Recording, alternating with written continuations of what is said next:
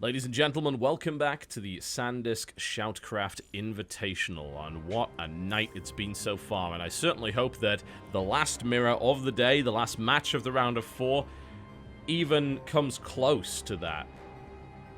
Yeah, it's a tall order, but these two truly are Protoss versus Protoss Masters. I think we're going to see some of the best PvP that we have ever seen, and it's hard to get more epic, though, than that Byung vs. Flash game, man. That one on Way Station. Holy crap.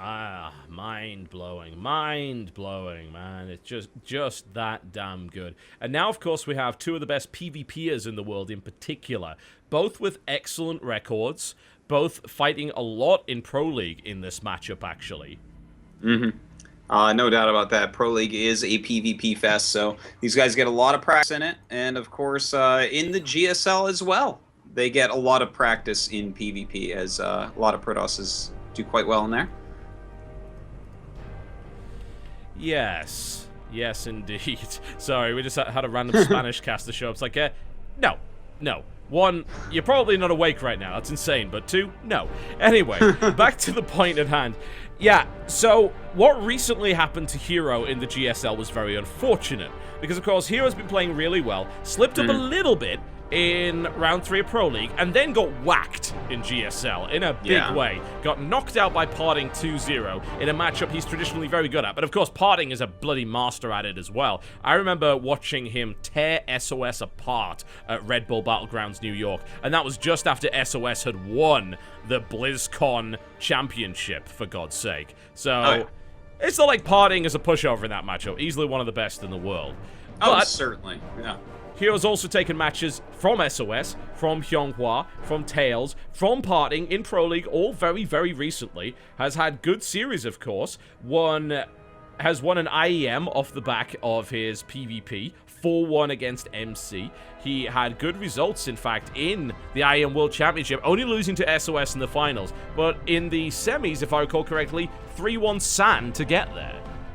Yeah, and it was insane as well. Yeah. I watch a lot of PvPs, and I can completely vouch that these two are two of the absolute best. I rank Zest as the best PvPer in the world.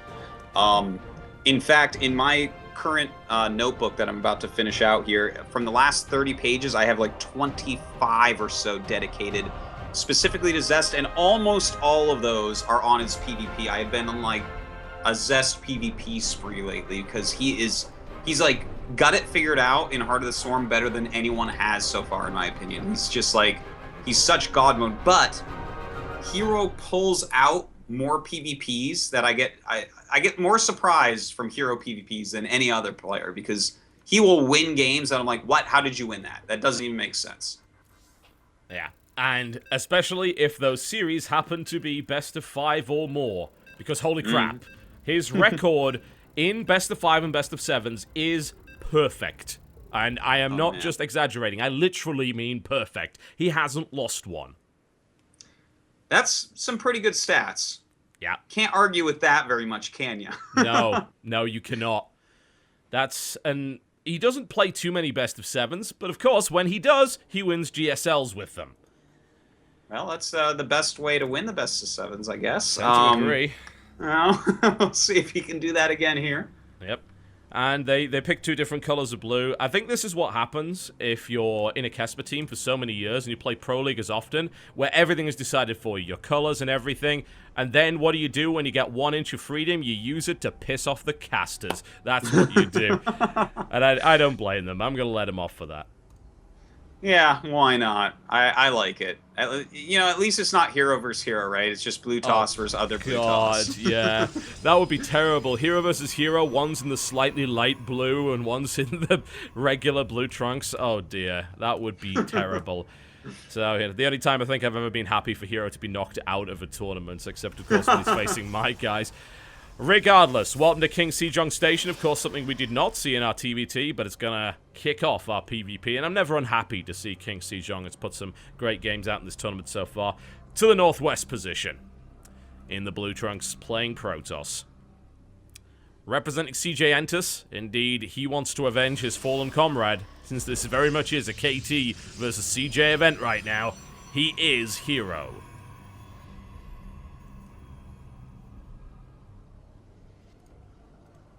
And in the bottom right of our map, in the slightly different shade of blue Protoss, it is none other than KT Rolster Zest. Zest is incredible.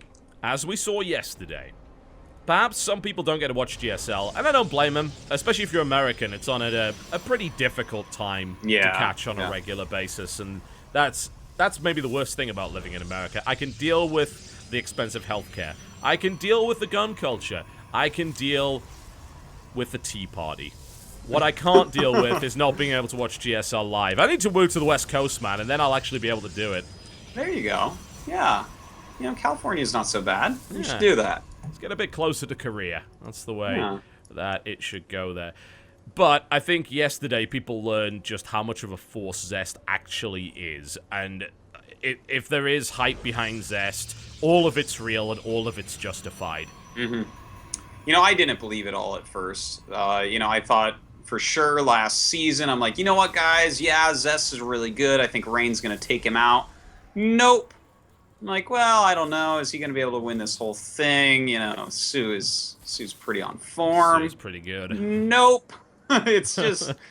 and now I'm just a complete believer. As far as I'm concerned, Zest is going to win everything for the next few months. He's like playing even better than Deer was last year when Deer went on his insane streak. Like, even better than that. Yes, he's actually more dominating. He's more perfect in his play and his strategies and his transitions. It's crazy. Yeah. And it's hard to argue with any of that up to this point. But CJ, this hero, wants to argue with it. You know? And he is the kind of guy that could do it successfully. I was trying to think of another Protoss that I could have possibly got, assuming I could have got him, to go up against someone like Zest. And that list is very, very short. And it consists maybe of Rain and Parting. And that's probably about it. Yeah, that's pretty much nailed that. The thing is, people won't even argue about that a lot of the time, right? Sometimes there's some like heated arguments about who's actually the best and who are the top like 4 or something. But it's right now, it's like, no, I mean, you know, we got like herO and Zest and Parting and Rain and SOS maybe is the top SOS. Yeah, you got to say SOS, but that's about it. It's just those are the guys. Yeah, they are playing out of their minds. So, we have mirror builds from both players up to this point. But herO is going to recall out of there. There we go. That was an interesting decision to use that energy to scout, of course. Yeah, he really wanted to know what was going on. But at least he knows, right? He figured that Blink is coming. I think he didn't actually see the Twilight Council, but when you see that many Stalkers and the 3rd gate at that timing... Yeah. That really is going to be a Blink opener. So we'll see what he does from there. Whereas you see that Zest didn't get such a scout off. He's really not quite as sure as what's going on, so he has to throw his robo down just in case. That's pretty cool, isn't it? And we have a pylon coming up here for herO down to the bottom. I'm always really terrified whenever I see a Mothership Core pull a recall in PvP like that, because what you're basically saying is for the next 2 minutes, my photon overcharge is not a thing that will happen. Mm-hmm. Well, he's going to be the one getting on the aggressive side here, is herO. Yeah, and it makes sense, because if you're going to scout like that, you better follow it up with aggression. And he knows that, you know, he doesn't necessarily need detection right now. This really looks like a Blink build from Zest, but Zest has spent an extra 175 gas getting this Observer that he's making. So we should have more Stalkers from herO, and thus a slight advantage. I'm a bit concerned about the lack of high ground vision, though, here for herO. Of course, his Mothership Core is back in his base to prevent any kind of backstab, so he's going to have to get good fights up this ramp, and if he doesn't get them, then things are going to end up going disastrously wrong. But the Blink Wars have begun. Artosis, right up the ramp he goes, and of course, the Photon Overcharge is not going to happen. The Mothership Core actually used the Time Warp, which is not really helping at all here. herO is unfortunately having to blink off and go back up the ramp, which definitely sucks, but he aggressively blinks on top there, and GG! herO! Very quick one there, and it all comes back to that suicidal Mothership Core that decided to scout, because he saw that he can actually just go all in with his blink, just put all of his gas in his Stalkers, whereas Zest, without doing that, he's like, well, I'm going to keep the energy on my Mothership Core, and I'm going to keep its health high. But that means I got to get a robo to be safe. And that's really what ended up killing him. He didn't have as many Stalkers. Yeah. It is as simple as that. And what a great decision there. It's... Thankfully, I didn't talk too much about it because I would have made myself look like an idiot. Like, that's so high level. And he's saying, oh, wow, he just wasted all that energy on a recall. He's boned. No, he's not, actually. That won him the game. Straight up. What a start to this series. And Zest bleeds for the first time in this tournament. Yeah, well, you know what? That game is actually quite telling for Zest, I would say. I think that he needs to look at that very strongly and say, oh... okay, you were really taking initiative with that mothership core, and he needs to not hem and haw. He has to really decide his build order ahead of time. He can't just do safety builds that'll work against the 7th best Protoss in the world. He has to do builds that are decisive and can win against the best. Yes, he does. And if anyone thought that herO would be a pushover for Zest, nope. We don't invite pushovers to the round of 4, I'm afraid. No space for them in this tournament. herO is legit. He has been legit for a long time. He's been one of my favorite Protosses for a long time. And he starts off really well. Great move there. Very decisive. Yeah, I love moves like that. Like, see, I don't know, maybe some people look at that and say, well, PvP sucks. But when you look at that decision-making and the fact that Zest is trying to play safe, but gets punished for it because herO put in that effort and took that small risk, I think that's beautiful. I think that was actually a very nice game. It was, yeah. It was PvP, like, in a nutshell, as you're probably aware. It's like, equal numbers of units fight, 2 men enter, 1 man leaves. This is Thunderdome, and the game ends in 8 minutes. But it's a best of 7. All sorts of things can happen. Oh yeah, this is not over by any means, right? I mean, there's a lot of build order victories that can happen in PvP. I'd be surprised if we didn't get at least one of those coming up, you know, where someone's trying it all in and then DT's coming, he just doesn't have detection, something like that. But we'll have to see. You know, the next map is... Actually, I'm not sure what the next map is. Outboxer. Outboxer. Okay, yeah, and then I see it goes Frost after that. So... Outboxer. This is obviously a Pro League map, a map these guys have played plenty, as they are both Pro League heroes. Yes, they are. The Pro League herO, and then Zest is doing quite well in Pro League. Yeah, they're both pretty good. Both pretty good. Zest kind of letting me down in my Fantasy Pro League right now, man. I keep flitting between the two. I make the mistakes. I got on the Maru hype train and picked him up when he's a couple of games down. That was a mistake. I dropped herO from my squad. Also a mistake, apparently. So I'm just not doing very well right now. No, you can't mess with those guys, man. You leave them right where they are on your team. It's okay. I still got Byung. I'll be okay. I'll be all right. Well, you certainly will with Byung. Yeah, I mean, he's the ultimate, but costs a lot of points. He does. Worth it though. Worth every penny, man. Worth every penny. I still recall grabbing him when he was like 4 in round 1. That was a bargain. Wow. So those were the days. We take that seriously in this house because my wife destroyed me at it last round. Like, destroyed everyone. Did you know that Crank won an award from Fantasy Pro League for worst coach? Really? Yeah. That's great. Oh, He made the worst trades out of anyone in the entire league. It was incredible. Wow. We had all the Axiom players going at it.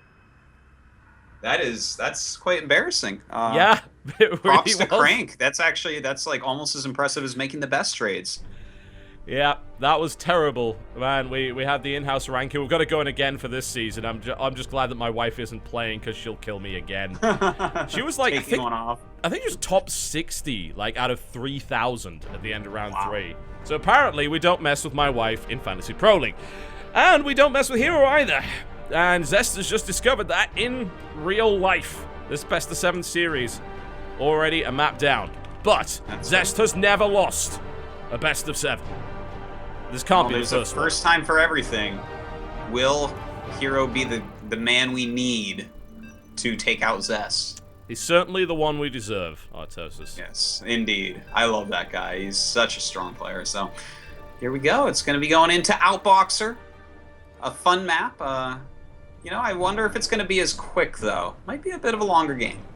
That'd be cool. Yeah, I want to see the full range of PvP. Yeah? PvP it is a smorgasbord of wonderful cheeses, you know, and you don't just want to try one, you know? You want to get a feel of all of them. The cheese platter is one of the greatest starter dishes that you can order at a fine Italian restaurant. That's for sure. That is very true, and I do hope that these guys deliver, and it's not just I can just imagine it being a really terrible series, and instead of the fine selection of cheeses, all we get is a packet of Kraft. Like, nope. No, that's not even real cheese. Yeah, it's just like a can of cheese was in there as well. It's like, I don't know, man, blink all ins are good. But no. 7 blink all ins in a row. It's like, this tournament is ruined and it's now cancelled. Like, just done. Even worse, 4 blink all ins in a row and it's over. Oh, man. Well, I'd still be kind of glad for herO to go into the finals because I love that guy, but if he did it that way, I'd love him a little less. Yeah. So hopefully not. Ladies and gentlemen, welcome to Outboxer, to the southeast position. The man that up to this point had been undefeated in this tournament, and now suddenly realizes he needs to step it up a bit. In the light blue trunks, playing Protoss to the southeast position, the GSL champion, KT rolls to Zest.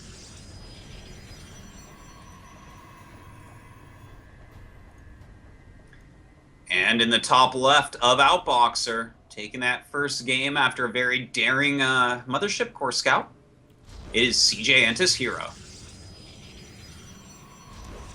Who is taking double gas, so we're getting a build differentiation already here between these two.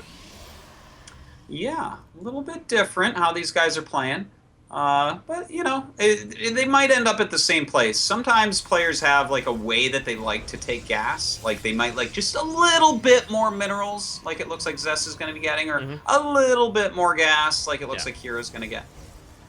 Yeah, nothing wrong with that. Or, of course, it could be for something entirely different. We just don't really know yet. But grabbing double gas like this doesn't say immediately what it's going to be. You've got to wait for the Cyber Core to finish, and then really you can determine what's going on. Usually because that's when they start building it. No, totally. In fact, if you take double gas, that's the hardest time to tell what's going on. If you take single gas, then you can really start to talk about it. Yeah. But right now we do have Zest adding a second gateway while herO throws down a proxy pylon. Okay, what is it for? It could be for a great many things. Yeah, you couldn't hide anything there, but I think it's a Stargate location, really. It's just like, it looks like such a perfect angle for an Oracle to fly in. Could very well be. Although if he's going up against Double Gate Stalker, I'd be a little concerned about that. So far he hasn't built anything yet, because he wants to build a Mothership Core, and of course wants to get Warp Gate up before he plonks down anything.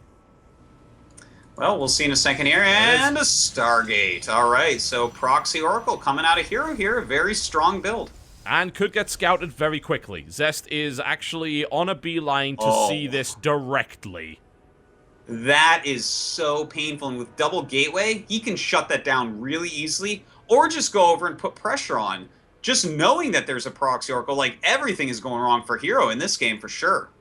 What a great scout here from Zest. And, you know, he's played Outboxer so much in PvP. This has got to be a build that's been used before here. He realizes a possibility. It's not like he even has to dedicate much to scouting in the first place. But herO does have a Stalker out on the map. He's going to try and fend this Mothership Core off for the moment. But this did get scouted, and it is double Stalker coming out of it. Can an Oracle even still work here? I mean, surely not.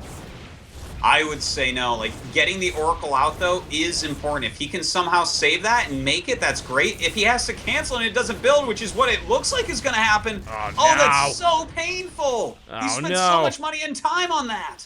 That is an absolute disaster. And we're talking about build order counters. That is a straight-up build order counter and a massive scouting advantage. And as a result, the transition here is going to be, I'm going to throw down more gateways and hope not to die in the next minute. Oh, man. He needs to actually cancel the Oracle out of that Stargate. Yeah, he tried to get the Pro back down, but yeah, that is such a great expense. And trying to go into this 4 gateways, I don't know, man. This is too tough, I think, for herO. Look at how many Stalkers Zest has in his base. He just warped in on the high ground. He's got one right there. And the Photon... Wait, did he recall his Mothership Core? I was going to say, where's the Photon Overcharge? There isn't one. The Mothership Core's dead here. Probes have been pulled off the line, and herO is desperately trying to hold on here. See if he can get that 4th gateway up, and then maybe, just maybe, overwhelm his opponent. Oh, it doesn't look likely with these No way. Stalkers. GG. GG comes up, and it is tied up 1-1. A Fast and Furious series so far. Fast and Furious is the best way to describe it. It is PvP. We kind of expected it.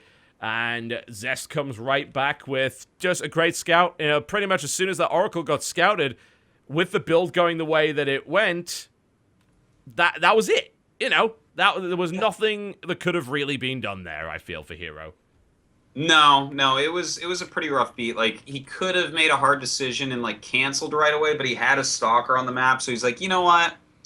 I'm not sure if this is gonna work, but I'm gonna take the risk, because it may be better to take the risk than try to play from so far behind. Yeah, I think it's all he could have really done there, as there's not much you can really do from that position. Maybe if Zest had gone, I don't know, 1 gate expand instead of 2 gateways and a bunch of stalkers, then maybe he at least could do something else, but at that point, there is no match more cutthroat than PvP, and it's being put on full display here. Oh, that's for sure. It's pretty unforgiving, you know. There are definitely ways to come back, but you know, you take a risk like this. Sure, there's the possibility of a high reward, but there's the possibility that you just die exactly like that. Yeah, definitely. Rolls the dice, doesn't work out. Simple as that. But it is a best of 7. You can roll the dice at least a few times, but it evens the series up 1 apiece. Since obviously the match has been so short, we're not going to take a break. I think we're just going to go right into it. I don't see any reason to do a commercial break here. I think we should push right forward. See who's going to take this lead here. Yep. Zest is getting a bit chatty at the moment. Not really sure what's going on. And we're just waiting for our Chinese cast. I don't want to start just yet. So, waiting for Ms. Joy to join. There we go. All right, looks good. herO is still speaking Korean, so I actually don't know if he's ready at all. Not a clue. Yeah, they're just talking about that map a little bit and how that went. Well, quickly. Hopefully they'll be ready to start pretty quickly here. I really do want to see more games quickly. PvP is a matchup that you can sometimes watch very quickly, many of them. And, you know, it's compact sometimes match. it is a game like that where it's you scout a proxy and then you win. But then sometimes it's you know, I thought game number 1 was a bit better, though, where it's like you sacrifice the Mothership Core energy to figure out what they're doing. I love moves like that, whereas this one, it's just like, well, herO, you're taking a risk and you're punished. That is very true. We're going to go into this next game pretty much immediately here, as you can hear in the background. It's been a short series up to this point. I would, if we're going to have games that short, I'd definitely like to see it go to all 7. But if Zest is starting to warm up, that might not happen. Well, I don't put this series beyond a herO win, that's for sure. This guy really knows what he's doing, and to be honest, I would prefer a herO versus Flash finals just based on how well herO played PvT on that first day. Yes, he really, really did. And it's always nice to not see a team kill final, because as people have pointed out, it's a little weird. There's always going to be an element of mind games going into it, but there's also going to be this weird element of, well, he's my teammate, he's my friend, can I really go all out here? Sometimes they can. There are some players that really go for it, and we see some amazing team kill matches. And then there are others that just end up being a bit disappointing. So it's always nice just to reduce the risk of that happening by having 2 players from different teams going into the finals. So I would like to see herO versus Flash, but I think Zest versus Flash would be a match for the ages. I think that's the big name match, you know? Oh yeah, I think that's the match that gets most people most excited, but I did love herO's PvT, man. He played some sick games, specifically against Flash. Yeah, very much so, yeah. It was looking like Flash would not have been able to take that, but frankly, he did. He was just barely. But yeah, herO's PvT is absolutely phenomenal. But at this point, he has to face a very scary man indeed. Will he be able to pull that off? I guess we're going to find out. To the southeast position, here in the light blue trunks, we've had a bit of a color change at the request of Crank, who I think was tearing his hair out over that. He's playing Protoss, folks. He's from KT Rolster. He is the GSL champion. He is Zest.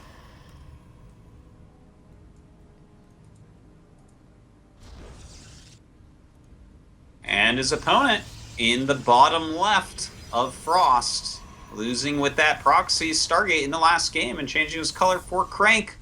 Because Crank finding out how hard the commentator life is, it is CJ herO. I love it when pros find that out. It's the best. Yeah. Because you constantly hear, it's like, oh, casters, commentators, so much money, so easy. They get to just sit there and criticize our play all day. It's like, yeah, well, operative word, all day. That's a start, and it can be quite tiring.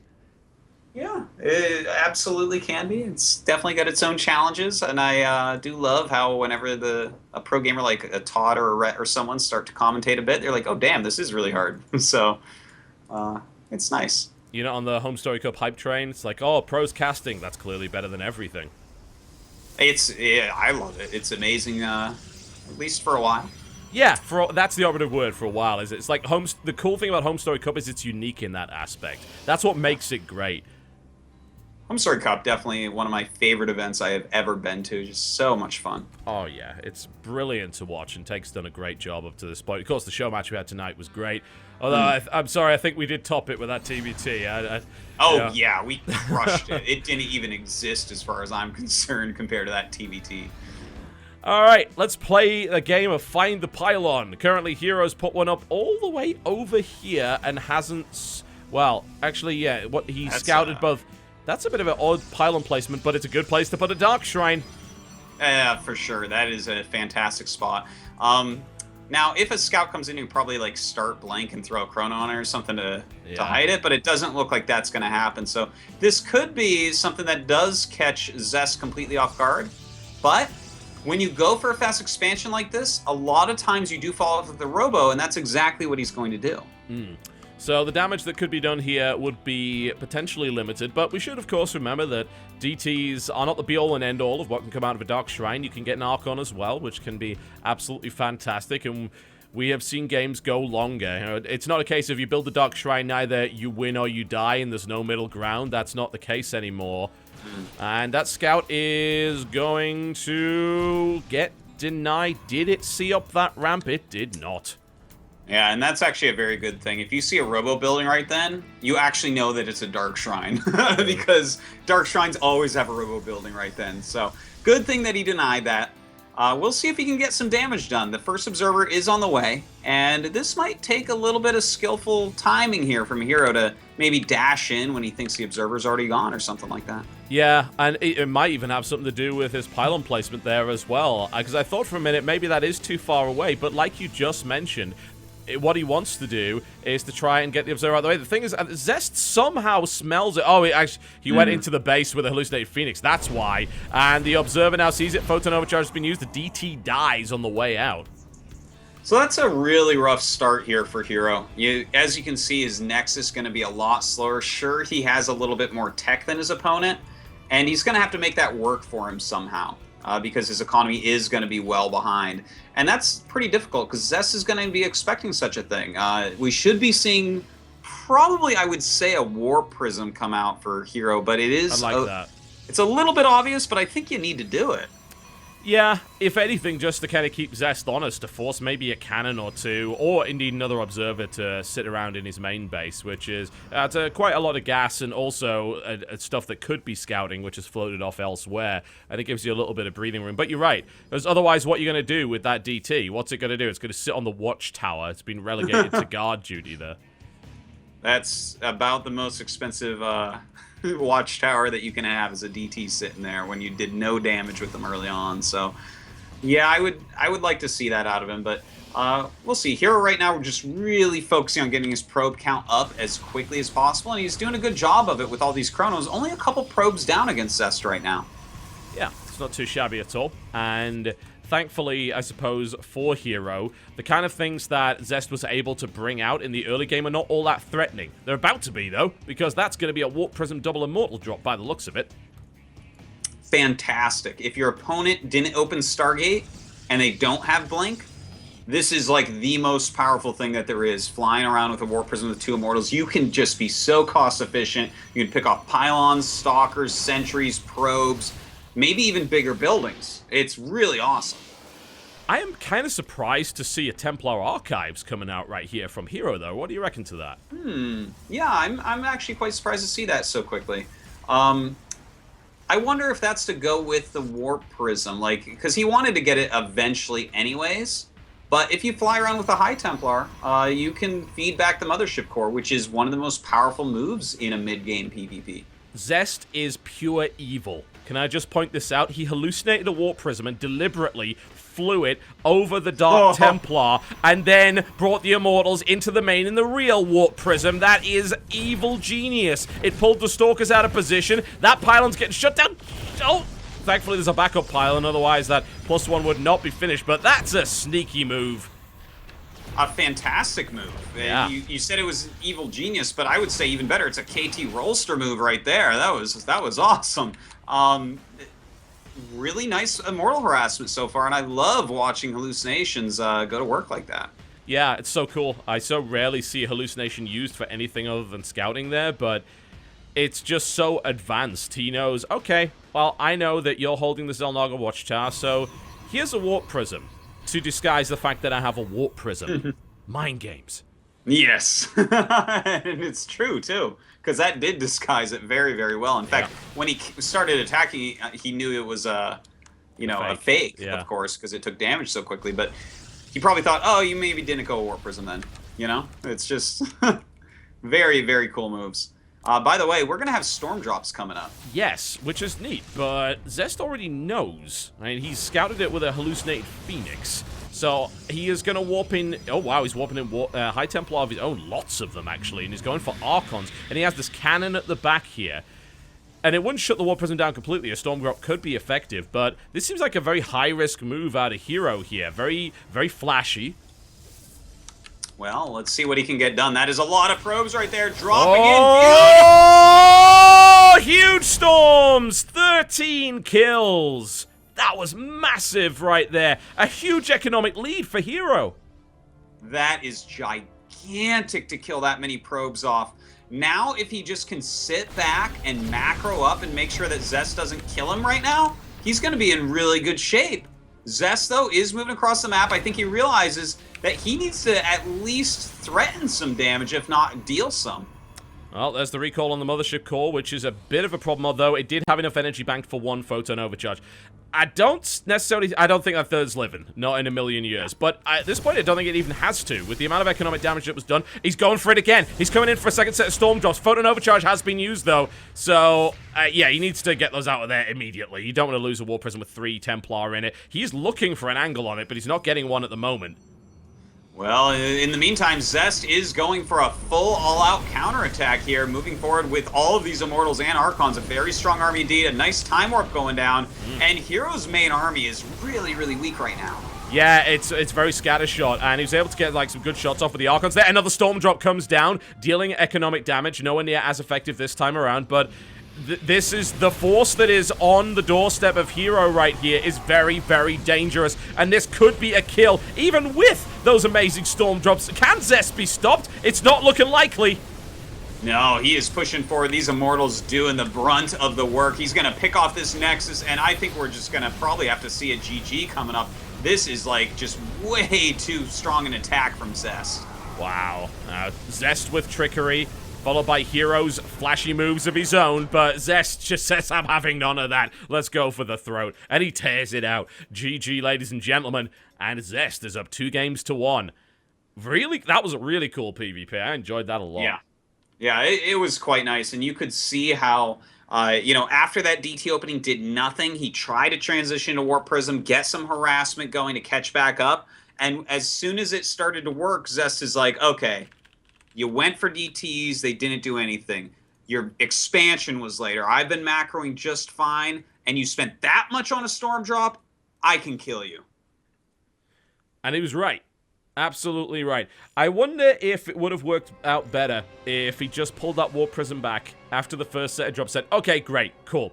Go back. That's 3 more Templar. That's obviously 1.5 Archons. I don't see Storm being hugely useful in that engagement, so he'd probably morph to Archons. Would it have made a difference, do you think? No, I think he still gets broken there. But he should have probably brought it back. You know, killing 13 probes is pretty gigantic, and you have to expect a counterattack there. So he was being a bit too greedy keeping that over there for sure. Yeah. Oh, well, it happens. There's still plenty to play for here. herO's playing some really good StarCraft. Zest, unfortunately, is playing some better StarCraft. Can herO push it up to 11? He's got to. He has no choice in the matter. Nothing less than perfection will beat Zest in this series. We'll find out after the break, folks. You're watching the SanDisk SHOUTCraft Invitational. Don't go anywhere.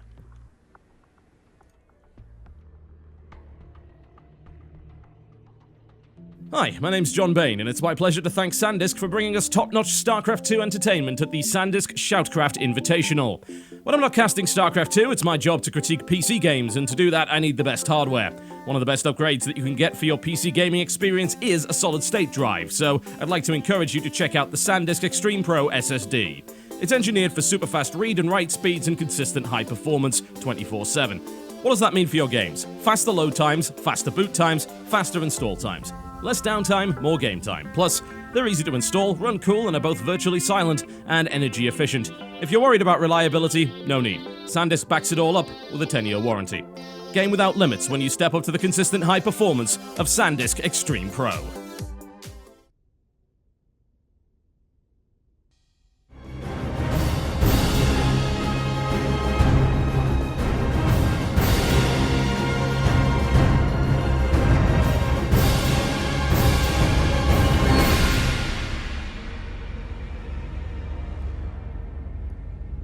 Ladies and gentlemen, welcome back to the SanDisk SHOUTCraft Invitational, and we certainly have a series on our hands here as well, after a rather fantastic Game 3, which leaves Zest in the lead 2 games to 1. That's right. The next map going to be Merry-Go-Round. Definitely can be a hard map to hold that third base on. So, I'm excited to see what they open with. I'm feeling Blink here, but we'll see. We've seen a really wide variety of openings so far. We've seen Fast Expand, we've seen a DT opener, we've seen Blink openers. Yeah, I mean, we even saw an attempted Proxy Oracle. We did. And attempted being the operative word, because it got herO killed in a huge way. Zest scouting just too good. And I do feel like that's a brilliant place to put a Proxy Oracle, and as a result, it's also a terrible place to put a Proxy Oracle. Exactly. It's like too obvious, you know? You're like, well, that would be the best place to put a Proxy Oracle, right? So I may as well send my Mothership Core over there. Yeah, it doesn't cost you anything. It's not going to get caught out and killed. You've got easy escape paths and everything like that. So Zest did the right thing. Zest played perfectly, which is what Zest does. And I would say he looked like he had vulnerabilities in that last game. Those storm drops were just devastating. I think Zest was assuming, even if he'd spotted it, it's like, no, you can't possibly pull that off. And then he did, and did so much damage with it. But like you said, maybe a bit too greedy trying to make the magic happen a second time.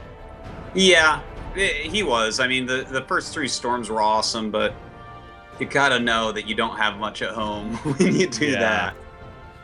Yeah, and he let it slip, unfortunately, and Zest got the great engagement, because Zest always gets the great engagements. That's kind of what he does, and he ended up in a great position and was able to crush through the defenses. And here we are on Merry-Go-Round. Alright, folks, to the south position here. Needs to pull it back. Would be great to see him equalize this series. I'd love to see this go to at least minimum Game 6. Game 7 would be incredible. And I know he's got it in him. In the red trunks playing Protoss, CJ enters herO.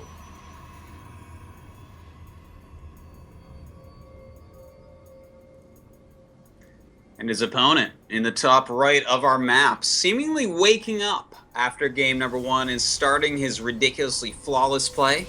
It is KT Rolster Zest. Yep. He's here. First game. Let it slip. It happens. Now you need to warm up a little bit. Now his hands are going the way they should be. His brain, more importantly, is going the way that it should be. Yeah, that's right. I mean, he's playing like we expect Zest to play. Just picture perfect, crushing herO a couple times, really. Despite herO's pretty nice fight back, actually, in the last game with that storm drop still. But he did kind of get the upper end of build orders a little bit, right? He got a good scout off in game 2, and In the next game, in Game 3 that we just saw, you know, he had that detection when DTs came and already had a Nexus, so that was going to be hard all along. So we'll see if that trend continues. Yeah, I give it to Zest for the great scout, but at that point, like, it's once you've scouted that and once you've shut it down, losing is very difficult. So yeah, that's very true. It's not herO making a mistake as much as it is Zest seeing it at exactly the right time, and then that being a build order loss from there on in. But that was not the case in Game 3. Zest shut down what came at him, and his attack was great. Mm-hmm. Well, you know, this is kind of part of the beauty of PvP is you have to mix in things like proxy Stargates. If you don't, your opponent is going to be able to figure that out. Both these guys play so many televised matches that if one of them like always did something or never did something, the other would know and just kill him because of it. Like, if you can just check off the fact that, oh no, he never goes proxy Stargate, well, you're just going to win because you can just like leave nothing at home. You know, you can just go for it and abuse him for that. So it's good to see these guys really mixing it up.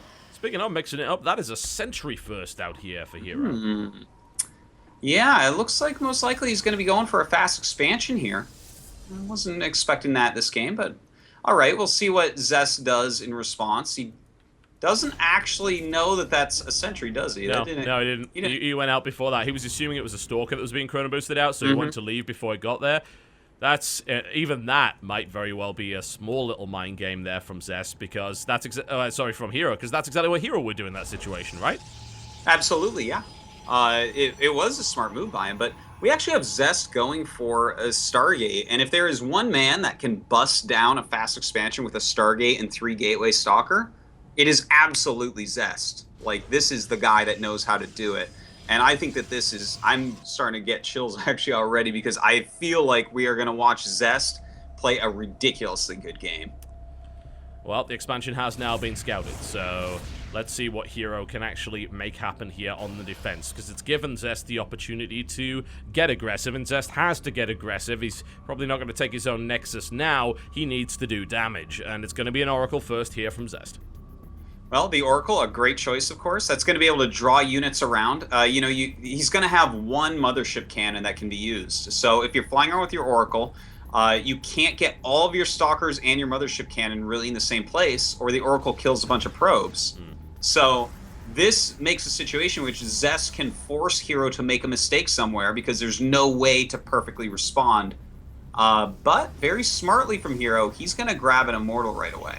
Yeah, he got a full scout, and then got another full scout for some reason. I think he suspected that Zest was maybe hiding something prior to that, and then just flies a Phoenix right in there. It's like, hey, I've got the energy on my sentry, why not make that actually work? And so far, there's a bit of harassment going on. Is that maybe the last time you would ever possibly want to use a Photon Overcharge? I mean, that seems a bit impetuous, but of course, I guess you don't really have a choice, right? Well, yeah, I mean, he's going to knock down your Nexus pretty quickly if you don't, and you got to leave your units in your main base to stop that Oracle from coming in, but this is what Zest wanted. He pushed up there and hit that so that the Nexus cannon go off, because the next time he attacks, the Mothership Core doesn't have energy for another Nexus cannon. So to stop his entire army is going to be really rough, and it's going to come down to these sentries and this Immortal. And there's 2 Oracles as well. They're just hanging around the back, just waiting for this backstab. The force fields from herO will have to be absolutely immaculate in order to make this work. Can he make it happen? The Stalker's just getting a little aggressive, and this will be a very delicate dance indeed.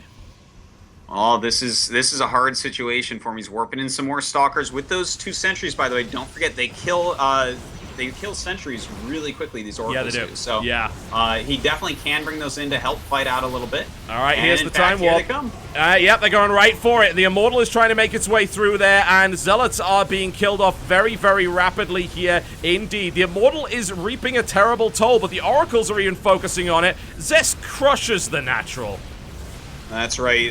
As I was saying, if anyone knows how to kill someone in this situation exactly, it is Zest. He did it perfectly, and herO was even really smart. He threw up a bunch of force fields. He tried to use sentries to hold on, but it just wasn't enough at the end. You can't expand too quickly against someone like Zest, or he'll kill you. Yeah, and he just did. And that will be nail in the coffin time by the looks of it. GG. Yet another quick victory here for KT Zest, who may have taken one hit, but he refuses to take another. He's up 3-1. That's a very quick 3-1 TotalBiscuit. Is this going to be 4-1?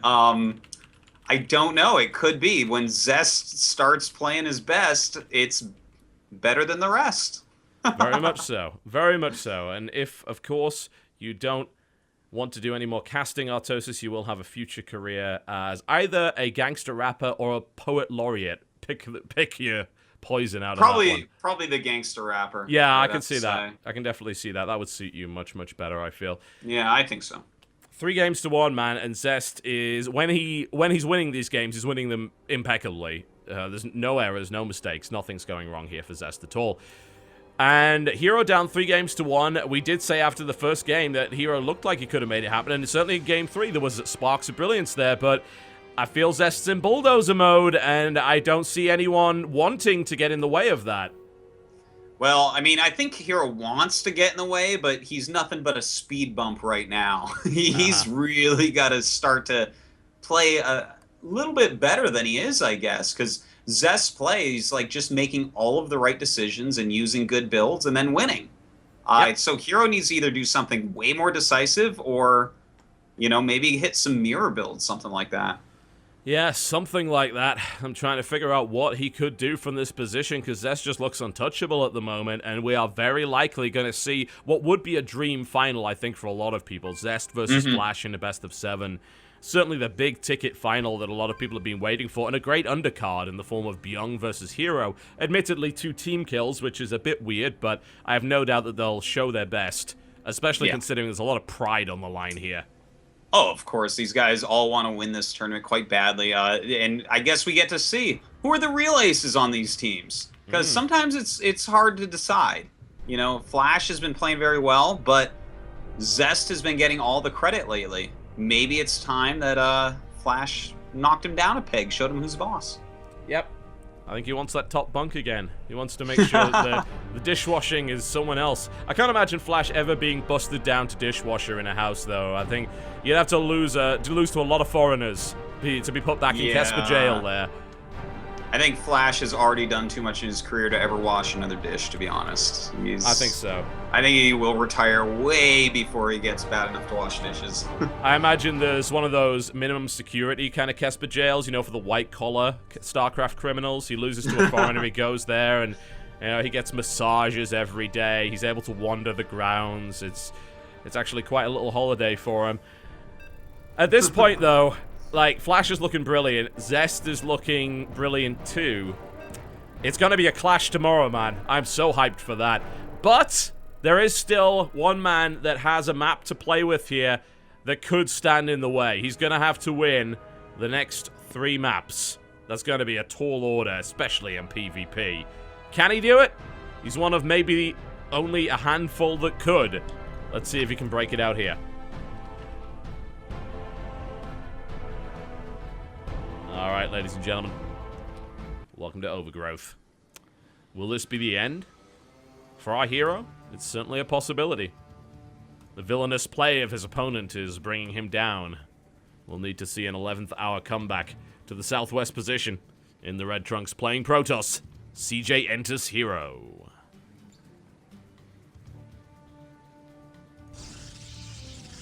And his opponent in the top right, leading 3-1 with just immaculate PvP. It is KT Rolster Zest. Immaculate indeed. Practically perfect in every way. Yeah, like that break. Like, as soon as the Stargate went up and we had a sentry out there, it was like, to me, it felt like it was obvious that Zest is going to break this. I've never seen anyone hold this against Zest. He just kills you. He kills your Nexus no matter what. It's almost better to just let him kill it. Because otherwise, you try to defend it, he'll kill it and all of your units, and then you're dead. Yeah. I wonder if you might have been right there, actually. Let him kill it. Just try and hold him a little bit. Pull back. Use that ramp to your advantage.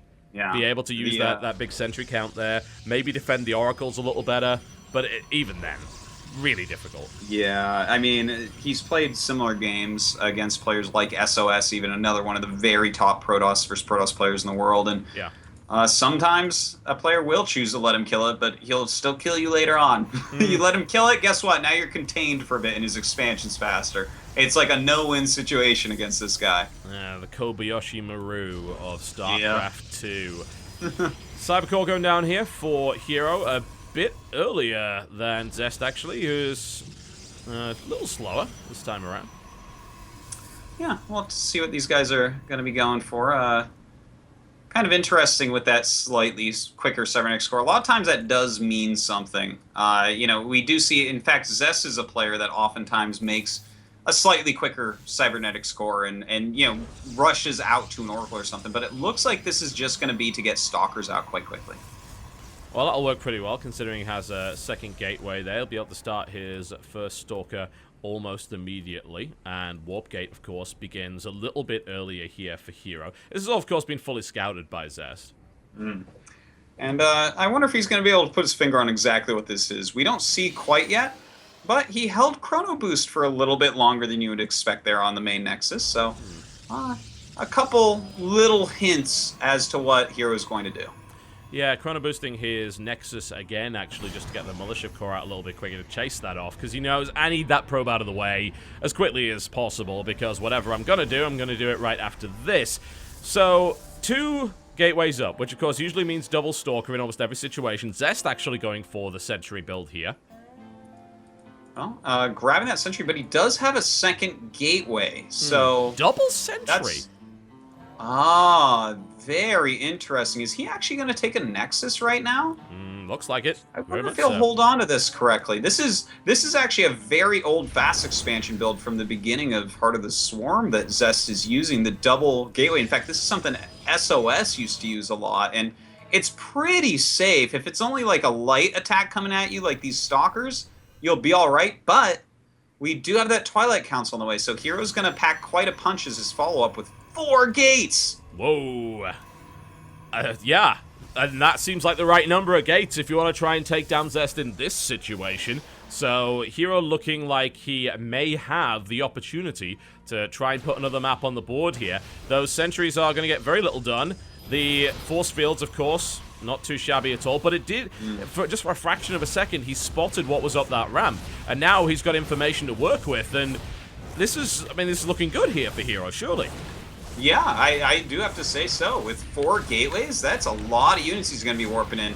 Of course, with that Robo finishing up, he's going to be able to get some Immortals out, but I feel like, you know, it's definitely herO favored right now, right? He's going to have map control, he's going to have a contain on Zest most likely. It doesn't look like Zest is going to be able to quite finish this Nexus. Wow. Zest he really wanted to try and hold on to it for as long as possible, even kind of dipping down the ramp slightly, taking some fire on the sentries but not losing them. Zest's control looking excellent there. But that was a nice little bit of pressure. He forced that expansion to be cancelled, which is pretty brutal, and he was able to do so without losing anything whatsoever. Yeah, and you know what? He doesn't stay to contain, which is a very interesting move here from herO, because normally what you're going to see is once they get rid of that Nexus, they're like, all right, I'm going to sit down here with a few Stalkers and a Sentry, and you're not getting down for a bit. But the fact that he's retaken his low ground, he's restarted his Nexus, means that even though I think, you know, herO does have a slight lead, Zest isn't dead or anything. No. It's not the biggest deal you ever saw. That his Nexus is not that far behind. No, it isn't. The cancellation's annoying, certainly, and it does mean that in terms of tech, we see a pretty good position here for herO. He does have Blink. His opponent's not even attempting to get it. They're both getting Forged, and they're both actually starting upgrades. Is this actually, this is the first +1 we've seen in the series, isn't it?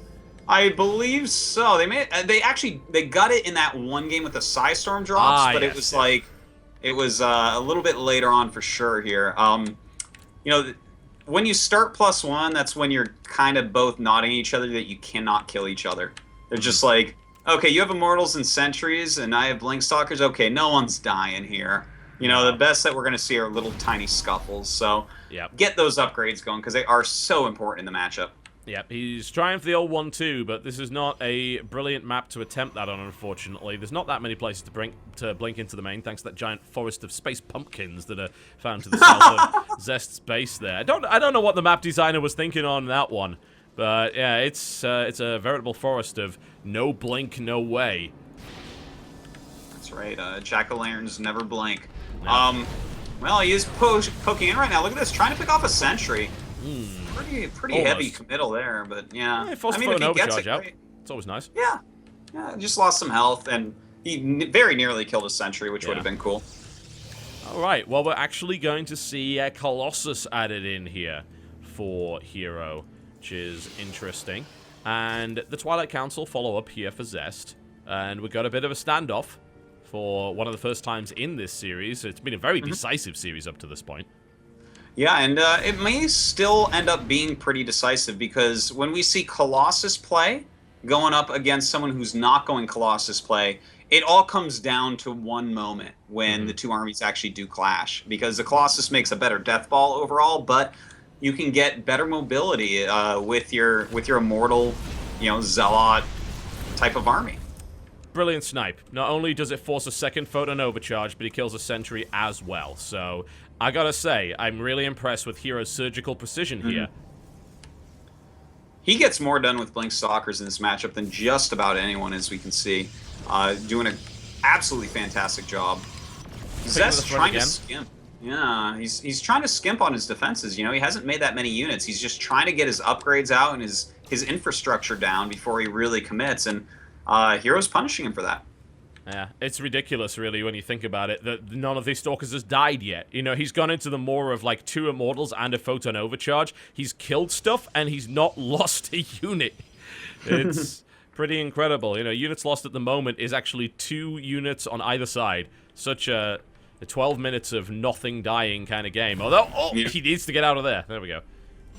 Well, right now we do have herO actually scouting what's going on for Zest, and he's going to find out that, okay, so you basically know what I'm doing, and it looks like you want to go for Tempest, which is going to force a timing attack out of herO. You can't just sit there and let them build up a Tempest force, or your Colossuses will just die. The problem is, it takes a long time to get Tempest when you didn't start with Stargate in the first place. I mean, you've got to throw down your fleet beacon. He's using a lot of gas on other things, like he's warping in Templar. He's getting +2 and charge. Now he starts his fleet beacon. And there's already 2 Colossus on the field. It certainly seems like herO has a great opportunity to go and attack. He certainly does, and he has 2 time warps, let's not forget as well, which, when Archons are in there, is even more important than the force field. So that is a really big deal. We'll see. Can he actually break through? This is his real timing. Yep, and he's actually going to blink onto the high ground here. He finds the one place that the pumpkins do not cover, and is able to take control of the high ramp there. And that's great when you've got Colossus there with 9 range. But he decides to get out. He's going to bring in more units. He's trying to draw his opponent's army out of position. There was a warp prism from Zest that was lying around somewhere. But, oh no, it's actually gone back. He wanted to think about a drop, but he's realized, I need everything to defend this. And he's right. There's 3 Colossus in there now. The Time Warps go down. The Guardian Shields are up. And here comes the fight. Archon at the front on the right flank. Colossus and Hallucinated Colossus deployed as well. Great engagement here from herO. Zest falling to pieces. Oh, Zest just dying there. That was greatly done by herO. Zest tried to fly in with his Warp Prism, do some warp-ins on top of those Colossus with Zealots. Didn't work out. A great blink to defend that. He had Zealots on the Immortals. I mean, everything went perfect for herO there. Really well done. Great. We got a series on our hands. We do not have another 4-1 at all, because I told you, herO is up to the challenge. It's a very difficult challenge. No one has beaten Zest in a best of 5, and certainly never in a best of 7. And herO's still down a map.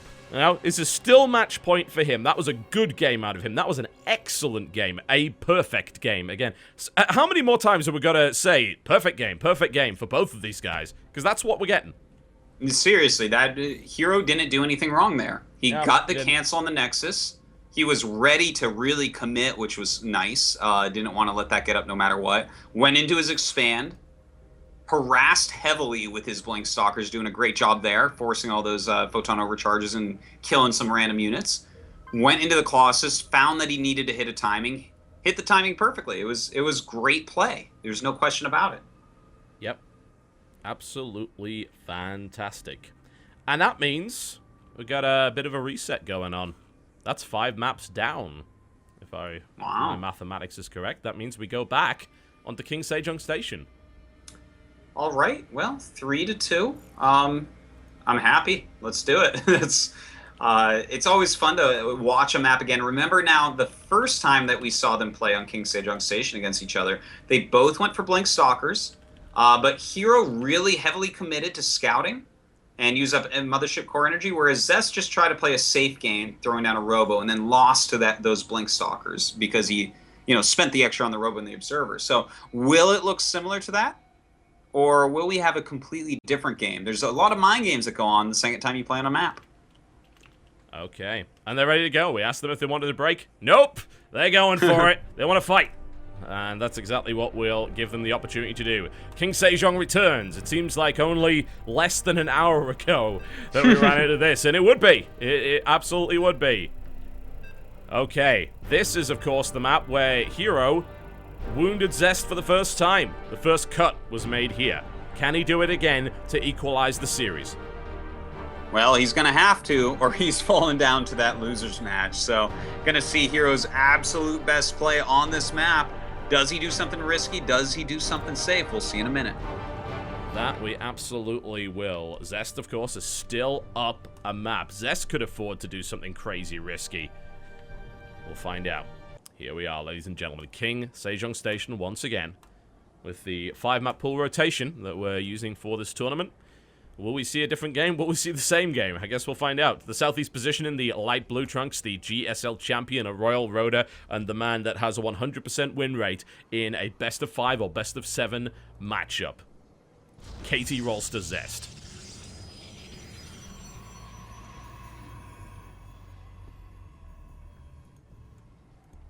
And his opponent in the top left of our map. Can he take this map again and tie it up, bringing us to a game number 7? It is CJ Entis herO. Well, Zest bleeds twice, and convincingly at that point. Yeah. Very convincingly. That was just, I mean, that attack was crushing. Absolutely crushing. It was extremely decisive, just like game number 1 was from herO, Yeah. and that's really what we need to see. These guys can't play like just normal safe games against each other, or they're going to die. They're just both too good to. You can't do ladder builds against these guys, man. You got to really go for the throat. Yeah, I mean, looking at the Colossus count and looking at the fact that Zest was trying to go for Tempest, like, was there anything else at that point he really could have gone for? Because I mean, it seemed obvious that he was never going to be able to build a Tempest. Yeah, I mean, you try to sneak that in, kind of. And there's some little tricks you can do, like the Warp Prism that he was trying. Getting a good Time Warp can really help. But overall, he was just a little bit too far behind. I don't think that there was any stopping herO with control and execution like that. No. I mean, his control was ridiculous. The Blink Stalker micro that he was able to put in place. We see Blink Stalker micro a lot, right? We see army versus army, and it's like, oh, he's blinking Stalkers back. That's cute. What we generally don't see is a small force of Stalkers blinking under Photon Overcharge and 2 Immortals to kill sentries and then getting out without dying. Like, that's what blew my mind. That is a very rare thing. Yeah, he really did it just right, because force fields, even in a battle against Colossi, definitely can help. Hallucinations as well, and Guardian Shield, of course. The hell are you? Whoa! The most impetuous Stargate I have ever seen. That is as close as you can get without being in his main base, really. That's kind of crazy. God. And it's Stargate against Stargate, so this... Oh, man. Like, if he just Chrono Boosts out his... if they both Chrono Boost out Oracles all the way, he's going to get a lot of kills because he's so close. And the thing is, the Stargate for herO is actually a little bit further along, which means his Oracle will be... I mean, it'll be a little bit further towards his opponent's base, but this Oracle is going to be there in 2 seconds. He's going Phoenix. I hoped he was going to do that. When I saw the in-base Stargate, I was thinking, hang on, is he going to play Phoenix? And he doesn't know what's going on yet. He's looking. Like, he's obviously seen that there's a pylon missing. He's looking, and he might find it. The Phoenix is gonna find it! Huge! Huge get. I mean, this loses, right? Just right now. Yeah, I know. He's in the worst trouble ever. He's cancelled. Yeah, cancelled the Oracle. This is like an almost never win scenario when you've committed to the Oracle and then you have to cancel it because a Phoenix is there. You have to cancel it. You can't keep it. It's just going to die if it pops out. It's not going to kill anything, really. Maybe a probe. You almost never see someone win from the position Zest is in now. If he wins this, it's miraculous, or herO, something went really wrong for herO. Bungles it completely, yeah. Well, the Phoenixes are here, and the air dominance is certainly there. Zest has literally no units. He has one mothership core that is doing its very best to hide under the bed at the moment, because there's monsters in the main base. He doesn't want to be anywhere near it. When behind, proxy the Dark Shrine over the other side of the map, I guess. Well, may as well. You know, the blink all in is like a pretty obvious follow-up to having to cancel your Oracle in this situation, but I guess that's why herO's getting it as well. And the thing is, that's why this might work. The fact that he's sitting on 2 Phoenixes for some harassment and going blink against what he knows is incoming blink, he probably won't have any detection when the time comes. Yeah, it could. I think this is maybe the second time we've seen Blink and DT Shrine go up in this tournament. Well, in fact, wasn't it Zest that pulled it last time, too? It was indeed. And in fact, I believe that was against a Terran player, wasn't it? Against Byung, possibly? Maybe, yeah. It was, I believe it was. Yeah, I believe it was versus Byung that he did that on this map, in fact. Interesting. Wow. Now, there is a Stargate available, so an Oracle could come out for detection, which seems like I don't know. I wonder if herO could even get a sniff of this. It seems like it's like, oh, you're just doing blink on 3 gates? Is that really all you're doing? Oh, there's actually a 4th gate well, as well, but yeah, I guess there is, but there's not that many units there. Maybe he could have put it together, but he didn't. And a DT has warped in over at his opponent's natural. God. Zest may be able to still take this game in a ridiculous fashion. No. Surely not. The DT is in the mineral line, though, and Oracle's going to need to be built here, but there is only one pylon backing that Stargate up. Either that, or he attacks immediately. Zest blinks on top, though. He's got the numbers here. He's going to kill that mothership core. Oh, my God, 99 energy! 99 energy is all he had! He goes in for it! He crushes Zest's army! But we could see another DT warp in here defensively. Does he win a base race type of scenario here? This is a lot of blink stalkers that he's going to have to deal with. The pylon backup is coming in. The Oracle has been shut down. So detection not really an option at the moment. All the probes. He's bringing the damn probes. This has got really weird really fast. Over time, the DT could theoretically kill all of this, but like, I guess not. He doesn't even have a DT working on these stalkers right now. I feel like that might be a bit of a blunder. And we actually do have herO hiding a Robo Proxy at the moment. Oh, he cancels it. That was interesting. Cancels the Robo. Nexus obviously is dead, which means that we're going to see Zest revealed, which of course will show where those proxy buildings are. But they're all over the map. It's going to take a while to get them.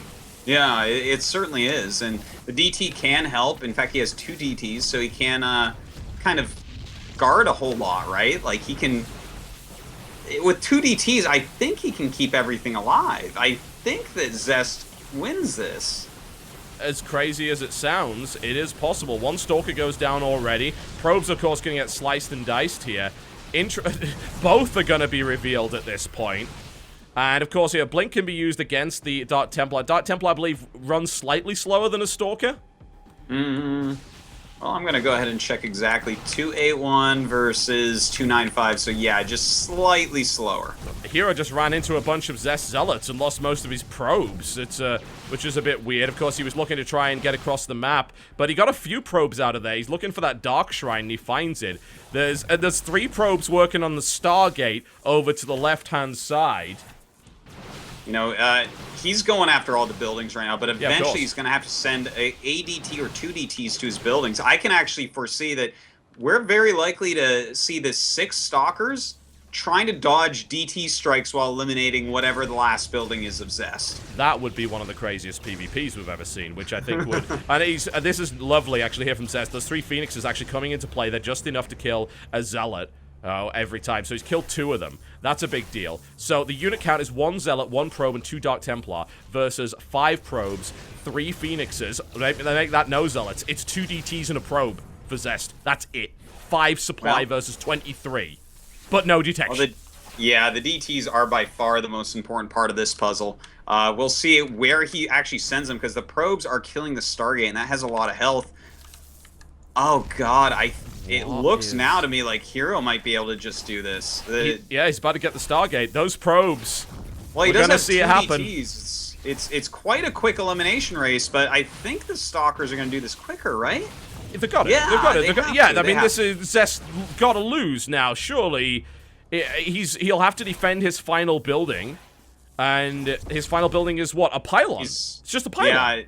Well, they can blink up and kill that really fast. Yeah, this is it. There's no way that 2 DTs can stop these Stalkers with just pretty rudimentary micro from killing this off. And that's it. GG. It happened. It freaking happened. Wow. We're at the ace match. We are at the ace match. An insane game, which you know what? Stupidly enough, it was literally 1 second from going the other way. That photon overcharge, that energy, 99. Yeah. 99. That is so true. If he had thrown down the photon overcharge, everything could have changed. Also, I feel like he did make a mistake. I think that when he warped in his second DT at home, instead of going after buildings, I think he should have tried to clean up the Stalkers there, because he still had a lot of probes mining in a ton of buildings. And I think that would have been maybe the way to do it, especially since the probes got pulled. But you know what? It's hard to make all the right decisions with so little information. It's such a crazy game. What is going on? What is going on? Game 7. Yeah, Game 7 is what's going on, man, and we're certainly not going to take a break unless the players really need it. We're going right into it. The final map's going to be Merry-Go-Round, by the way. Well, Merry-Go-Round once again. God, that game was so crazy. My memory is erased. I'm trying to think back to our first game on Merry-Go-Round and how that one went. Which game was that, TotalBiscuit? Oh my God, I just can't even remember anything except for I'm just like my brain keeps calculating, recalculating this. When was that? Yeah, it's gone. I'm sorry, I've forgotten too. I don't know what's happening anymore. All right. All we know is there's an epic game coming up. Game number 7. No matter what happens in it, is always a good one. Yep, the final game. Can herO pull the upset of his life at this point? It would be the first time Zest has ever lost, as we said, a best of 7 series, or anything above a best of 5. I don't know what happens here. We'll see. herO can do it. He can do it, man. We've seen some really strong, decisive play from him here. Zest still, of course, playing very well. But his proxy getting scouted that game. herO kind of playing intuitively there and doing a great job of it. Man, I saw them chatting in there. There is a bit of Korean I do know, and that's, of course, the symbol for laughing. They were both doing a lot of that after that one, because, let's be honest, I don't think they end up in that situation every day. No, certainly not. That's a crazy one right there. Well, we'll see if they have another crazy one like that in this next game. Merry-Go-Round. Hard to hold the third base. Will we see any DT tech? Oh yeah, we saw the fast expand here before, I believe. Because I was a little bit surprised about it. Yeah.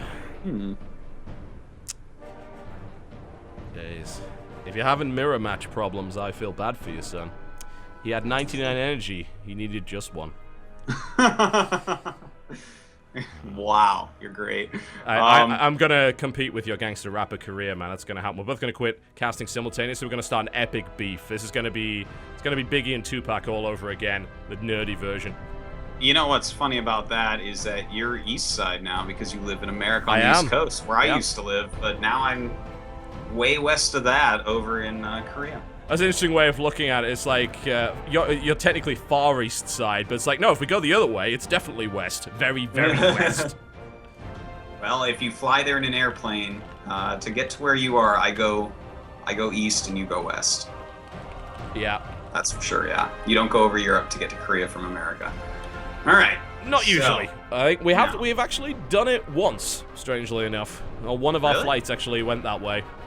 So, Oh my god. It usually doesn't, but it happened. That would be longer, I think. I can't remember think. how long it was, honestly, but it happened to be the best way for once, which is weird. Oh. Very Yeah, strange. no, I've never had one like that, actually. It sometimes happens. All right, we got the China caster back. It's okay. All right. We got Chinese caster. We were just waiting. We had to relog. Zest says go, go, go. We would love to go, go, go right now because it's here. Let's do it, man.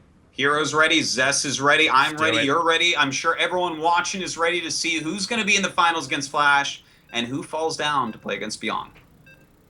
I would be happy with any result coming out of this. You know, we hoped for a good follow-up to that TVT, and we got it. We really have. We got a close PvP series between two of the best in the world, and even though herO comes into it as a slight underdog, he is really taking it to Zest right now.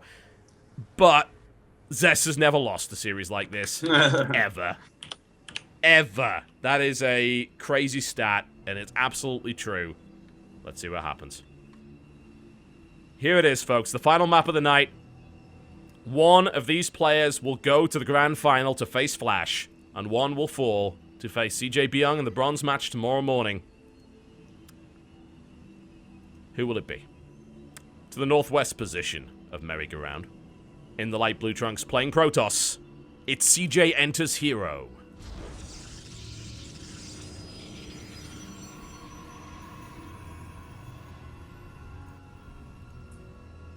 And to the bottom right, despite having a big lead in this series, it's all tied up. The pressure's on him. Is KT Rolster Zest. Yup, it has. That's how it works. Well. And perhaps I should have informed the Chinese of how the map system works. Yeah, watch him leave now. Hopefully not. All right. So, no proxy gates at all in this series. I'm actually a little bit surprised about that. I thought we'd see, like, a proxy gate game, but of course not in merry-go-round, a 3-player map. That certainly seems a little unlikely. That's a roll of a dice when your tournament life is on the line, isn't it? It is, but that's, like, what SOS would do, you know? That's, Yeah. That's why he is the one that keeps winning $100,000 events. He's like, oh, my life's on the line, no problem. Gateways in your main. Ah. The highest rolling Protoss that ever has been is SOS. Well, nothing out of the ordinary yet, TotalBiscuit. We do have Zest scouting first. I really want to see him go for Stargate play here. That would be interesting. Would be very interesting. I feel like that's his strongest suit. Like, he's so good at everything, but when he opens up Oracle, that's when I really pay attention, because I think he's, like... there's other players that can definitely play Blink builds as good as him, and expand builds as good, or even maybe even better than him, but I think when he opens Oracle, there's just nobody that can quite keep up with what he can do with an Oracle opening. Interesting. We're seeing a second gateway come down here again from herO. Proxy pylon up to the top here for Zest. Ooh. Will this be for a Stargate? It probably will be. When you put it in a location like that, that looks like a location where you want to throw down an Oracle. I am concerned, though, against the double gateway build that's Stalker heavy, just how well will that actually work? Well, if he goes into an additional 2 gates after this, he should be able to hold any aggression, and if the aggression is heavy enough to really threaten him, the Oracle will be able to get some kills for sure. So, these 2 builds actually match up pretty well, I feel. Interesting. That's great. Last thing I think we wanted is a build order loss in the first 3 minutes. That would just be a terrible end to an incredible series here, and an incredible day of StarCraft 2. I'm looking forward to seeing how this plays out.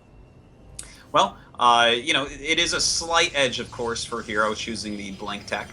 He has thrown up his 3rd gate as well. But when will he figure out what this is? Because there's no way for him to really scout, right? Like, he's kind of checking around the sides of the map a little bit. But when his probe goes up, or if it even tries to go up, the Mothership Core is going to kill it. Yeah. This Stalker really needs to get the hell off and give some personal space to the other one, because it was just humping him there for a little while, which is slightly disturbing. But Zest is actually in defensive position against a possible Oracle of his own. The Mothership Core is spotted there, and it kills off the scouting probe. Yes, it was, heroes in the dark. It's as simple as that. The Oracle is on the way here. There are Stalkers in the mineral line, though, because, of course, when you're in the dark, what do? You defend until you're sure, and now he's sure. Well, he's going to fly in here, but those Stalkers are sitting there ready and do force him out. He takes some damage on it, not too much, and gets 2 probe kills. Yep, not a brilliant map, as we pointed out earlier, for Oracle play at the best of times, but he got out at the right time. If he had stayed even a little bit longer, that third Stalker that was coming up the flank would have probably killed that Oracle. Interesting, cancel on the Robo there. Yeah, and here's something really cool about the way that Zest is playing this. Because he proxied the Oracle, he can't get into any Void Rays to stop something like Blink Stalker. So he's going Blink behind this, which is actually like a really, really good call. By going Blink, he's going to have like a kind of similar Stalker count, because with the Oracle alive, you have to leave some units at home, or the Oracle will come in and kill everything. Yeah, you do. The Oracle was a bit injured, but it was mostly shield damage, not entirely. But he's going right up the line at the moment. He's up the ramp. He is trying to focus down the Mothership Core. His Blink Mic was going to have to be great. So far, it's certainly not. He committed a little bit there to kill that Mothership Core. Do you think that was worth it for the one Stalker there? Yeah, I would have to say so. At this point, it's like counting the gas, right? It's like, how much gas are you using, Zest? Well, if I can kill this off, that's 100 gas for 50. All right. Little edge there for herO. All right.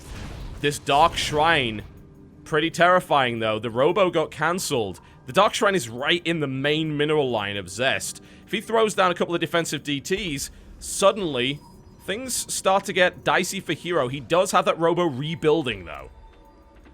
Well, a rebuilding Robo, and it is proxy because he's kind of sniffing this out, but that means the DTs being warped in over across the map are going to do a lot of damage to his main base.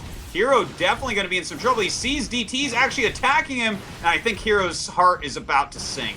Oh, yeah, that is brutal. He couldn't, of course, Chrono Boost out an Observer, but he is taking damage here, and Zest is trying to break down this pylon, actually, and there it is, the DT's in the meantime. He's trying to micro against things he can't even see. The Observer is on his way out. He's buying time for it. The proxy may save him here. That is unexpected. He blinks backwards. He puts his high health Stalkers at the back. He kills the DT's, and he's now going at 16 Stalkers versus 7.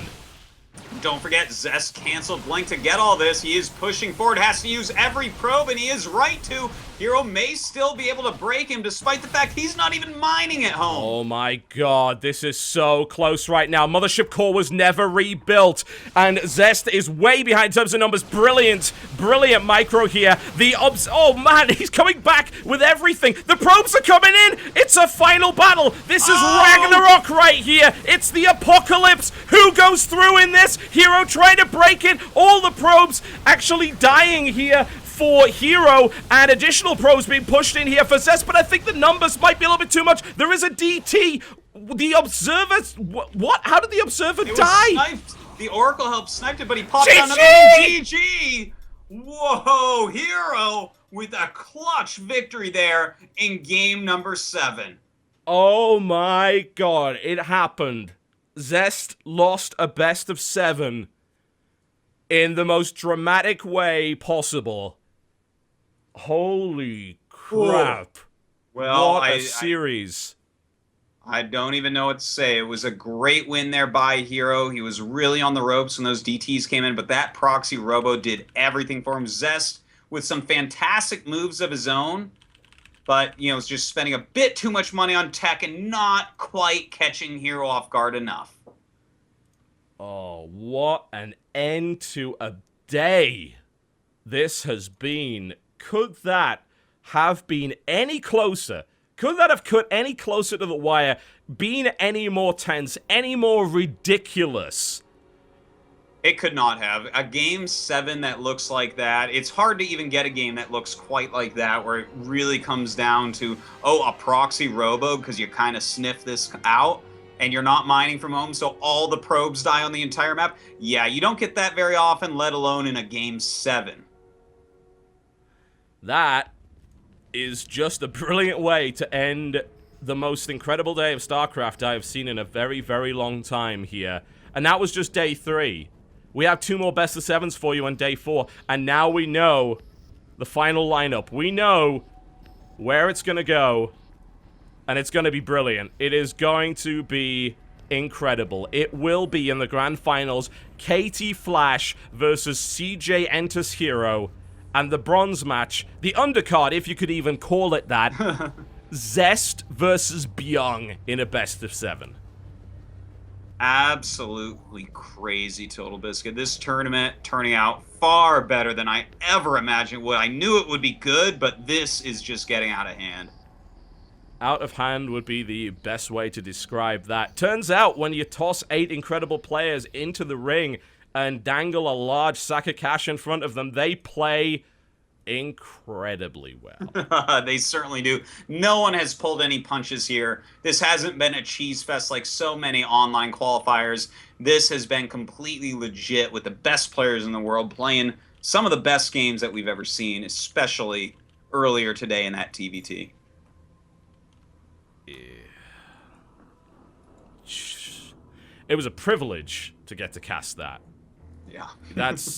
That's something that doesn't happen very often. You can go years without a series being even close to that. Oh, whew. I tell you, I'm happy with how today went, TotalBiscuit, and I actually got the finals that I wanted to. I really do want to see herO's ridiculous PVT going up against Flash, who actually already beat him. Yeah. But it was close, in the best man. of 7. It was super close. Down to the wire. Close. Yeah. Yeah. So it's gonna be amazing. And that second place match, or that third place match, sorry, that I guess we'll actually end up doing first is, I mean, Zest versus Byung in a best of 7, man. We get to really see Byung flex his TVP muscle. That we do. That we do. And Byung's TVP muscle is big. It is large and scary and intimidating to those around him. So that will be a good one. That could very well be Zest losing his second best of 7 series. Could be. Could be. 4th place. He's not used to that. He only wins tournaments. No. God, I love CJ and this herO so much. That's just, wow. You and everyone else, TotalBiscuit. I hope Except so. for Zest right now. Yeah, I could, Zest obviously got a lot of fans very recently because he is GSL champion. He played a perfect day 2, and then the one man who I thought could maybe beat him, maybe beat him. He certainly did. Just a great day. Great day. Brilliant. Everyone, make sure you tune in tomorrow. That's for sure. Yeah, if you miss tomorrow after today, you're out of your mind. We get to see 2 brilliant TVPs. Like, probably the best TVPs you're going to see in a while. We just showed you the best PvP you've seen in like a year. We just showed you the best TVT you've seen in like 5 years. You need to tune in tomorrow. It would be very, very silly for you not to do that. Yeah, I think everyone will. I think we're going to have a crazy crowd tomorrow, metaphorically speaking, of course. Everyone's on the internet. But it's going to be a finals to remember. Yep. And the time that this is going to be running at, it will be 9 a.m. KST. So you don't have to get up too early, Artosis, which is always nice. Thank you. That's great. And that would be 8 p.m. on the East Coast. That's 5 p.m. on the West Coast. And hella late in Europe, of course. And we do, of course, apologize for that. But we do have to make sure that, one, we don't overlap with the amazing Home Story Cup that has their finals day tomorrow as well, which you absolutely should watch if you are not asleep from all of the StarCraft action here. And we want to give the Korean players the best possible comfortable environment. And I think we just demonstrated why we want to do that. Because they play like that if you do. You treat them well, they will play like that. This is not some random online cup that they have to play at 4 in the morning on the Europe server. No, no, no. This is top tier competition in every way. And of course, we'll be doing the rebroadcasts. And there'll be a rebroadcast of this show too. So if you're just tuning in and you're thinking to yourself, oh, that's a shame. I missed Incredible StarCraft. It's like, one, you're right. Shame on you. But secondly, I will give you a rebroadcast. And I'm going to actually kick off the countdown, probably about 50 minutes. I'll do a 1-hour countdown, which will then lead into a full rebroadcast of the show. The VODs, of course, will be up tomorrow. We got our VODs up super fast from day 2. So if you missed any of that action, that's already up on youtube.com/TotalBiscuit in a spoiler-free playlist. So you should probably go watch that too. Yeah, no doubt about that. Make sure you check it out if you haven't seen every game already. You want to be prepared for the full story because it ends tomorrow. It does. And what a brilliant end, I hope, to an incredible saga. If that's just 2 crushing 4-0s, I'm like, well, that sucked. I hope not, but... I think that's impossible. There's just no way. No, these guys are too good. There's no way. If you ever want a reason why you invite the top Koreans to a tournament, I got a couple of questions, like, well, why didn't you invite any foreign players to the tournament? It's like, we were looking for this level of play, and there is only one place you can find it right now. Yeah, and that's with a group of players that looks exactly like or very similar to this. Yeah. Yeah. So awesome. So brilliant. And, of course, big thanks to you, Artosis, for calling the analysis there. Absolutely required at such a high level. Oh, thank you, TotalBiscuit, for allowing me to. The tournament so far been awesome. I just can't wait till tomorrow. Yeah, that's going to be the best TVP you've ever seen in your goddamn life, folks, and you do not want to miss it under any circumstances. Big thank you to our Korean casting team at the Axiom Team House, and of course, thank you to Olivia, our assistant manager, for adminning this entire event. She will continue to do so tomorrow. She'll also be responsible for overseeing the broadcast, the rebroadcast that's going to be happening in just about 45 minutes. That's when the countdown will start. So if you're looking for the rebroadcast, you don't have to sit around. You can go for a break for a while, because there'll be a 1-hour countdown, like a 20-minute pre-show. So basically, it kicks off in about 2 hours. Also, big thanks, of course, to Chris, that is responsible for all of the graphics work for this tournament. He's done an incredible job with the portraits, and of course, you'll get to see them one final time tomorrow, at which point we'll release free wallpapers for anyone that wants to get a wallpaper. Those portraits, those original works there by Chris. They were all based on screen caps, actually, from Pro League and GSL. Those tiny little low-resolution screen caps he actually turned into full-on portraits in the style of the EVA OSL intro, which is an absolute classic. So big thanks to him for that. And, of course, thanks to our Chinese casting team, Neo TV. Thank you to all the players for putting on the show of their lives today, and I certainly hope that they can keep up with that tomorrow. And thanks to you guys. Especially the guys in Europe that stayed up so long to watch this. I hope we didn't disappoint. I certainly think it was worth the sleep deprivation. Incredible. Yeah. What a day. What a day. And we'll be back tomorrow. So do remember to watch Home Story Cup, which will, of course, kick off, I believe, at 2 p.m. CEST. Our rebroadcast should wrap up just before that. So you'll be able to watch yet more StarCraft action. If you have a lot of Monster Energy or Red Bull or anything like that, you'll get to stay up and watch all of it. But we can't be held responsible for the consequences. That was day 3 of the SanDisk SHOUTCraft Invitational. The biggest thanks of all has to go to SanDisk Extreme Pro SSD. If you're not considering buying one now after they brought you all this, what do they have to do? Like, what are they going to give you? Do they have to just drive to your house and shower you in gold coins? Because they probably would. Not that I'm a spokesman for SanDisk. This is better than a shower of gold coins. I guarantee you that. Yeah, absolutely. You know, shower of gold coins is very painful, and finally you want to watch out for that. There's a reason why gold bullion doesn't get thrown at strip clubs. Gotta say. Ladies and gentlemen, my name has been TotalBiscuit. And I'm Artosis. That was day 3. Come back for day 4. You won't regret it. Good night.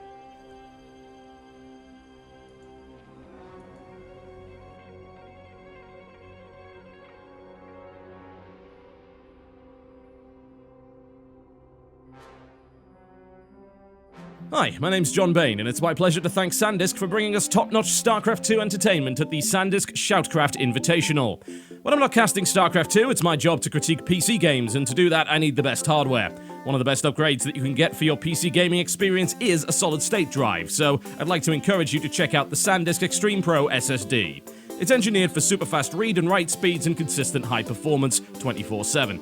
What does that mean for your games? Faster load times, faster boot times, faster install times. Less downtime, more game time. Plus, they're easy to install, run cool, and are both virtually silent and energy efficient.